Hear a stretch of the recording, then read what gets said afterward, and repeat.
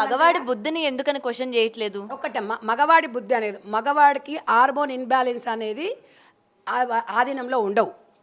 ఆడదానికి ఆధీనంలో ఉంటే కానీ మగవాడికి ఉండదు. ఆ సైంటిస్ట్ ప్రకారంగా చూసుకుంటే నీకు ఇవాళ మీరు అనసూయ అంటుంది నన్ను ఇలా అనుకోండి అంటే అది అనుకోవడానికి ఉండదు.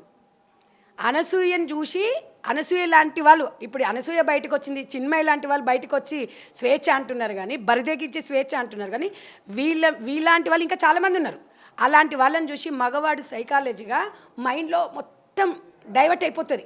ఇది చూస్తూ మొత్తం మైండ్లో మొత్తం మైకన్ నిండిపోయి, ఎందుకంటే కొంతమంది డ్రగ్స్ తీసుకున్న వాళ్ళు ఉంటారు, తర్వాత గంజాయి మత్తులో ఉంటారు కదా, ఆ మత్తులో అనసూయనే కనిపిస్తుంటుంది. అనసూయ లాంటి వాళ్ళు డ్రెస్ వేసుకున్న వాళ్ళు కనిపిస్తున్నప్పుడు ఏం చేస్తాడంటే ఆ టైంలో వాడు పక్కన ఏ ఆడుతుంటే దాని దగ్గర పోయి ఈ అనార్థాలకు కారణమవుతారు.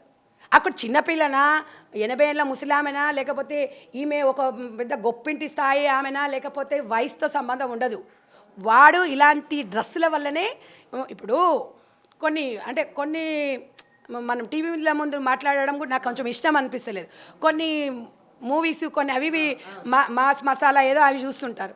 ఎందుకు చూస్తుంటారండి అంటే ఇలాంటివి మగవాళ్ళ బుద్ధి మార్చుకోవడం కాదు, మగవాడు హార్మోన్ ఇన్బ్యాలెన్సే కారణం. మగవాడి బుద్ధి అంటే మగ బుద్ధి, ఒకరి బుద్ధి అని అందరికి తెలిసిందే. మనం జాగ్రత్తగా ఉండాలి. ఇది నిప్పు అని మనకు తెలుసమ్మా, పోయి అందులో దుంకుతావా నువ్వు? ఏం చేస్తావు నువ్వు?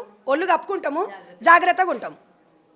అది నిప్పే కదంటే నీకు నిప్పుతో చెలగడితే మొత్తం అంటుకుంటావు.